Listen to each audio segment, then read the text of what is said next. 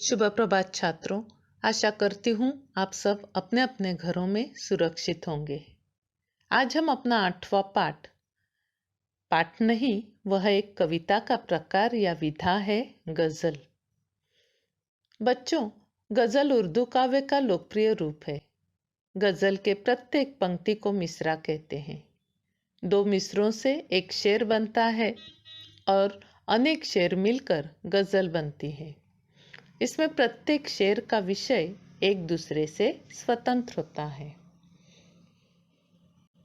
गजल माणिक वर्मा, जन्म 1938, उज्जैन, मध्य प्रदेश। परिचय। हास्य व्यंग के सशक्त हस्ताक्षर माणिक वर्मा जी वाचिक परंपरा में प्रमुख स्थान रखते हैं। आपके व्यंग बड़े ही धारदार होते हैं। आपकी गजलें बहुत ही प्रेरणादायी होती हैं। प्रमुख कृतियाँ: गजल मेरी इबादत है, आखिरी पत्ता गजल संग्रह, आदमी और बिजली का खंभा, महाभारत अभी जारी है, मुल्क के मालिकों जवाब दो आदि। पद्य संबंधी। प्रस्तुत गजल के अधिकांश शेरों में वर्मा जी ने हम सबको जीवन में निरंतर अच्छे कर्म करते हुए आगे बढ़ने के लिए प्रेरित किया है। गजलकार ने संदेश देते हुए कहा है कि अपने रूप रंग से सुंदर दिखने के बजाय अपने कर्मों से सुंदर दिखना आवश्यक है। आपसे किसने कहा स्वर्णिम शिखर बनकर दिखो, शौक दिखने का है तो नींव के अंदर दिखो। चल पड़ी तो गर्द बनकर आसमानों पर लिखो, और अगर बैठो कहीं तो मील का पत्थर दिखो। सिर्फ देखने के लिए दिखना कोई दिखना नहीं, आदमी हो तुम अगर तो आदमी बनकर दिखो। जिंदगी की शक्ल जिसमें टूट कर बिखरे नहीं, पत्थरों के शहर में वो आईना बनकर दिखो। आपको महसूस होगी तब हर एक दिल की जलन, जब किसी धागे सा जलकर मोम के भीतर दिखो। एक जुगनू ने कहा मैं भी तुम्हारे साथ हूँ, वक्त की इस धुंध में तुम रोशनी बनकर दिखो। एक मर्यादा बनी है हम सभी के वास्ते, गर तुम्हें बनना है मोती सीप के अंदर दिखो। डर जाए फूल बनने से कोई नाजुक कली, तुम न खिलते फूल पर तितली के टूटे पर दिखो। कोई ऐसी शक्ल तो मुझको दिखे इस भीड़ में, मैं जिसे देखूं उसी में तुम मुझे अक्सर दिखो। अभी हम 2 पंक्तियों का स्पष्टीकरण देखेंगे। आपसे किसने कहा स्वर्णिम शिखर बनकर दिखो, शौक दिखने का है तो फिर नींव के अंदर दिखो। स्वर्णिम मतलब सोने जैसे, चमचमाते सोने जैसे शिखरों को सभी देखते हैं, उनकी सुंदरता की प्रशंसा भी करते हैं।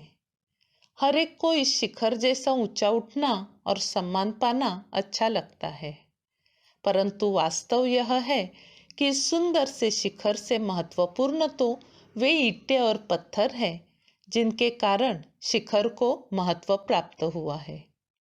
यदि इन ईंटों पत्थरों ने नींव बनना स्वीकार नहीं किया होता तो शिखर बन ही नहीं पाता।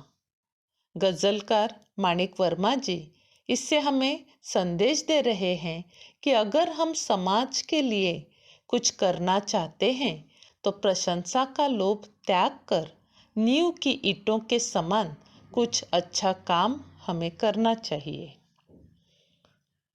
चल पड़ी तो गर्द बनकर आसमानों पर लिखो, और अगर बैठो कहीं तो मील का पत्थर दिखो। यदि आप मंजिल की ओर बढ़ रहे हो तो अच्छे कर्म के कारण आसमान तक छा जाओ, क्योंकि जब आंधी आती है तब सारी पृथ्वी पर धूल ही धूल दिखाई देती है। गर्द मतलब धूल। उसी प्रकार अगर तुम अच्छा काम करोगे तो तुम्हारी चर्चा सब जगह हो जाएगी। अपनी मंजिल की तरफ बढ़ते हुए अगर रास्ते में हम कहीं बैठ जाते हैं तो मील का पत्थर मतलब जो राहगीर को आगे बढ़ते समय सहायता करता है। उस प्रकार तुम भी दूसरों की मदद करते रहो। सिर्फ देखने के लिए दिखना कोई दिखना नहीं, आदमी हो तुम अगर तो आदमी बनकर दिखो। हम मनुष्य जन्म लेकर इस पृथ्वी पर आए हैं, बल्कि भगवान ने हमें भेजा है। हमें सिर्फ सुंदर दिखने के लिए सजना या संवरना नहीं, बल्कि हमारे कार्य द्वारा सुंदर बनना है। हमारा कोई भी काम अमानवीय या पशुता के लायक नहीं होना चाहिए। समाज में हमें इस प्रकार से जीना है कि सारा संसार हमें मानव के रूप में जाने, न कि दानव के या राक्षस के। जिंदगी की शक्ल जिसमें टूट कर बिखरे नहीं, पत्थरों के शहर में वो आईना बनकर दिखो। गजलकार कहते हैं, व्यक्ति को खुद अपनी जिंदगी सुंदर समृद्ध बनानी चाहिए। यह दुनिया पत्थर दिल है। हमें अपनी जिंदगी खुद को ही संवारनी होगी। अपनी जिंदगी रूपी सूरत को हमें हमेशा तरोताजा तथा प्रसन्न रखने वाला आईना बनने की जरूरत है। आपको महसूस होगी तब हर एक दिल की जलन, जब किसी धागे सा जलकर मोम के भीतर दिखो। व्यक्ति को मोमबत्ती या कैंडल जिसे हम कहते हैं, उस कैंडल के या मोमबत्ती के अंदर के धागे जैसा बनना चाहिए।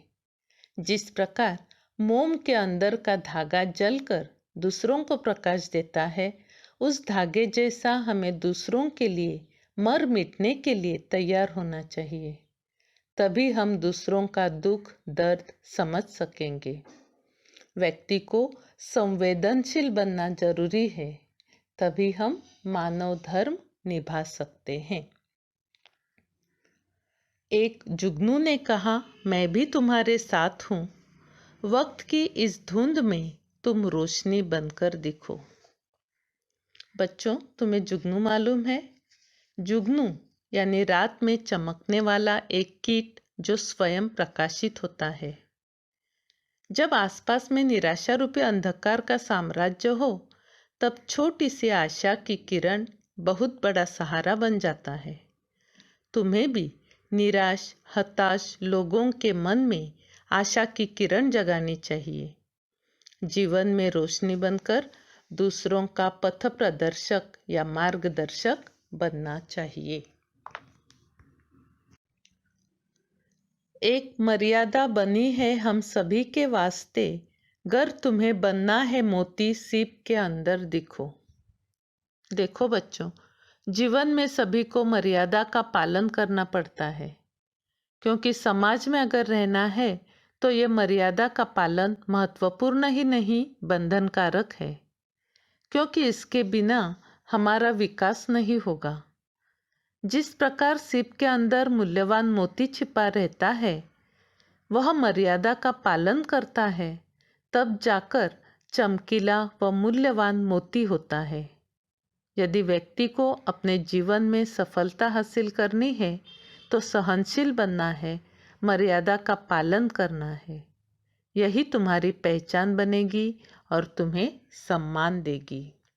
डर जाए फूल बनने से कोई नाजुक कली, तुम ना खिलते फूल पर तितली के टूटे पर दिखो। यदि नाजुक सी कली फूल बनने से डर जाए तो वह सुंदर फूल नहीं बन सकती। उसी प्रकार व्यक्ति को भी विपरीत स्थिति से डरना नहीं चाहिए, नहीं तो उसे सफलता हासिल नहीं हो पाएगी। कली जानती है कि उसके खिलने से तितली उसका रस चूसने आएगी और उसे परेशान करेगी। तुम्हें फूल बनते कली को तितली से बचाने के लिए प्रयत्न करने होंगे, अर्थात उस कली के डर को दूर करने में उसकी मदद करो।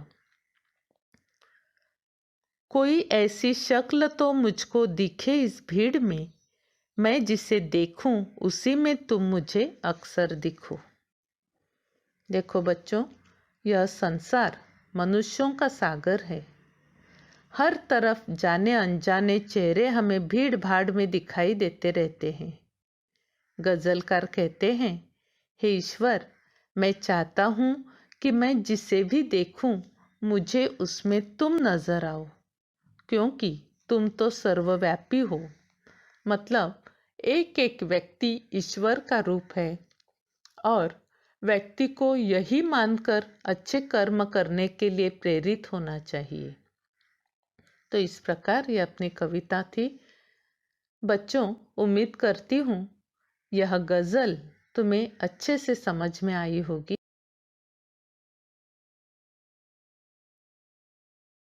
पन्ना क्रमांक 34 पर जो स्वाध्याय है उसे तुम्हें अपनी कॉपी में लिखना है। ठीक है? धन्यवाद।